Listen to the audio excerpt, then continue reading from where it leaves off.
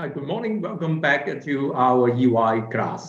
This year's 2021 is a very important year, not only because of the lockdown, but also it is because of the 50 years anniversary of the fiat money. So I think right before the end of 2021, it is good time for us to review what happened 50 years ago and also traced back to 150 years in the past about the use of commodity-backed currency system and then why it turned into a fiat money system. So I have prepared an article about 50 years of fiat money.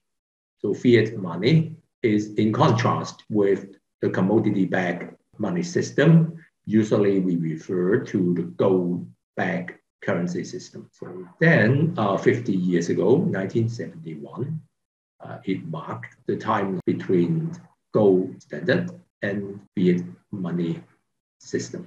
So I have prepared this figure. The fiat money system has been with us for half a century.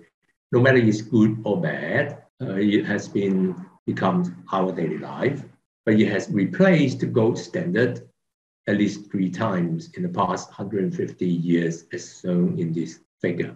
Very often, we will take 1871 to 1914 as the period of classic gold standard period. So it's before the First World War, and in this particular period of time, we have a prosperous period of international trade. But then, because of the World War I, then classical gold standard period was abandoned. Until the end of World War I, we have again the post-World War I gold standard period from 1919 to 1929.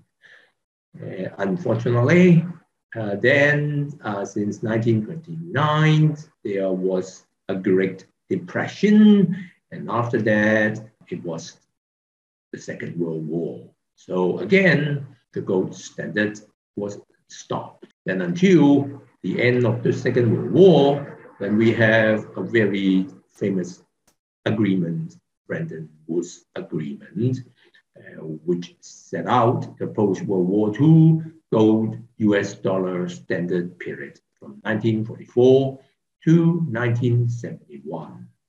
And then it turned a new leaf to a fiat money period, and the whole world basically entered into a floating currency rate system. So with the experience of financial crisis in the past 50 years, so now we understand about the pros and cons of the fiat money system. One of the major strengths of fiat money system is its flexibility, increasing money supply to overcome economic recessions and deflations. So we have at least 2 periods that we experienced this flexibility of increasing money supply to tackle financial crisis, including the 2008 global financial crisis and also the 2020 the COVID pandemic. Central banks of various countries have responded to the economic crisis by drastically increasing money supply. So take the Federal Reserve of the US as an example. I have prepared this figure showing that the asset of the Federal Reserve has increased more than 7 times. Right here, you will find a chart. Before it was less than 1T, but then after 2008, we have QE1, 2, 3, and then in 2020, we have QE4. And in total, up to now, we got more than 8 trillion US dollars, right? The latest announcement of the total asset in November 2021 was 8.5749 trillion dollar in total for the central bank balance sheet. Such a huge amount of money supply increases can only be possible with a fiat money system. Imagine if today we still have a gold standard, then the central bank would not have such a huge amount of gold to increase the money supply to 8 trillion. However, the flip side of the fiat money system is what economists call moral hazard, when economic crisis does not have any adverse consequences and can easily be overcome by increasing money supply, then it is a kind of encouragement, a de facto encouraging people to take more risk to create more and bigger crises. Then it becomes a vicious cycle, and investors, speculators, central bankers, politicians, government officials, all would play risk. There is no free lunch. It would not be reasonable for us to handle all these crises simply by this unlimited money supply. And in fact, there have been numerous cases of hyperinflation caused by excessive money supply in history. We indeed have experienced a recent very high inflation period just immediately after the abandonment of the gold US dollar standard in the 1970s. Whether we would have another hyperinflation or high inflation period in the coming near future may take time to tell. But the sharp increase in the inflation rates in the recent times, and central banks are considering increasing interest rate. Let's say, for example, the central banks of New Zealand and South Korea have already taken the lead in raising interest rate twice. So let's go back to this 150 years history. Let's start from the classical gold standard system and international trade. The gold standard can be considered as a self-restraint of a government's money supply power, a very critical factor for the success of international trade, because how to convince your trading partners to accept your currencies is always a fundamental issue in international trading. One of the reasons why gold was commonly used in international trade was because of its fixed quantity. At least it is difficult to increase supply. That's why, right, along with the prosperity of international trade in the early 19th century, England at that time enacted the gold standard bill in 1816, and then Germany also implemented the gold standard in 1871. Then from 1871 to 1914, this period is generally called the classical gold standard. But then it was ended by the First World War. The reason is because gold standard was usually disrupted during wartime as governments need urgent money. The gold standard stopped them from creating money from thin air and is, of course, unwelcomed by governments in wartime. Interestingly, gold standards have always been reinstated after wartime. Say, for example, after the First World War and the Second World War, then gold standard has been reinstated. So it reflects that a money system with a self-restrictions on money supply is conducive to resume international trade and to rebuild people's confidence in the currency. Unfortunately, the post-World War I gold standard was very short-lived. It was ended by the Great Depression in 1929 to 1939, and then the Second World War. Similar to what we have experienced in 2008 and 2020, government in the 1930s had very strong incentive to break the gold standard to implement an expansionary policy by increasing money supply, right? Imagine in Great Depression, what the government have to do is to boost the economy, encourage people to spend, trying to increase money supply, cut the interest rate, but unfortunately, because of the gold standard, the then government were not allowed to do that. Then the only way is to break the gold standard and then implement an expansionary monetary policy. Then after the Second World War, one of the most urgent issues to do with was the international trade. But then, as mentioned, to make sure that international trade can be engaged, then a trustworthy currencies exchange system must be implemented. And so that's why in July 1944, a representative of 44 countries joined together in a conference in Bretton Woods in the US to discuss these two issues. One is about international trade, and the other is the currency exchange system.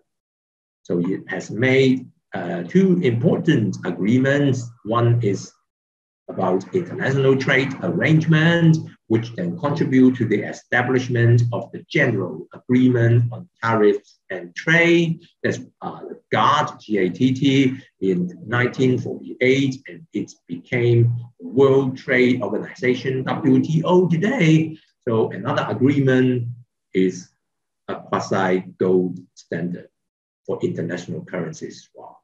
So that is the focus of our today's discussion. They basically agreed to use the US dollar as the international trade currency, with the United States promised to exchange gold and US dollars at a fixed exchange rate.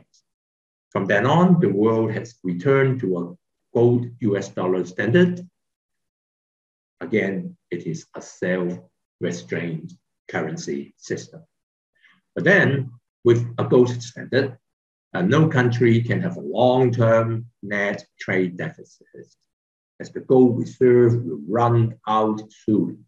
Trade deficits implies a gold outflow under the gold standard, and this is the situation in the United States after World War II, especially in the 1960s, and the continuous outflow of gold coupled with other factors such as the Vietnam War. Then in the US, it triggered the third-time abandonment of the gold standard in the past 150 years. So here I quote directly. On August 15, 1971, President Richard M. Nixon announced his new economic policy, a program to create a new prosperity without war, known colloquially as the Nexon Song. The initiative marked the beginning of the end for the Bretton Woods system of fixed exchange rates established at the end of World War II. So this is the direct quote from the office of the historian titled Nexon at the end of Bretton Woods system 1971 to 1973 from History of the US. So it reflects that at that time, the president believed that the link the US dollars from gold would create a new prosperity without war, and that marked the end of the Bretton Woods system and brings the whole world into a fiat money system. But of course, it takes time. Subsequently, many countries changed to a floating exchange rate system, and then some negotiations engaged it. But finally, by 1973, the world officially entered into a fiat money system, and it triggered a high inflation period in the whole 1970s. It is also believed that it is a major cause of high land prices in big cities nowadays. Since the link between gold and US dollar, then the price of gold has continued to rise from the then official price of $35 per ounce set in 1971. And it has been continuing to rise from $35 to $1,800 in 21, as shown in this figure. Right, you will find that before 1971, the gold price was very stable at about $45 per ounce, but after the Nexon Song, the abandonment of the gold US dollar standard, then right, it resulted in such an increase in the gold price, especially after 2008 and also in 2020, and it has peaked at about $2,000 in 2020, and now it's about $1,800 per ounce. It has increased by more than 50 times in 50 years. So the continuous increase in gold prices reflect the market concerns about the depreciation of fiat currencies. It may not imply a return to the gold standard, though, because of the advancement of technologies, there may be other better solutions, such as cryptocurrencies. Bitcoin, no one knows, but even in cryptocurrencies, including Bitcoins, they are characterized by a fixed supply restriction and a decentralized system. In other words, cryptocurrencies are sharing the same rationale of the gold standard, that the supply of the currency cannot be manipulated by any central banks. So from this 150 years history of the currency system and international trade in the past, it can be seen that a fixed supply currency system can help establish international trust and improve international trade. However, any form of fixed supply currency system are very fragile and are likely to be broken whenever a crisis occurs. Government instinctively wants to increase money supply whenever they need urgent money, no matter it's for war, or fighting against recessions or deflation, or because of long-term net trade deficits whatsoever. So fiat money system, on the contrary, often leads to substantial disastrous results, such as hyperinflation and loss of confidence in the currency or in the government. For this year, it marks the 50 years of the fiat money system, and no one knows about how long it can last, but at least it is at a very interesting time of having a increasing inflation rate, and also the money supply has been substantially increased in the past 20-something years. That's the end of this review. Thank you very much.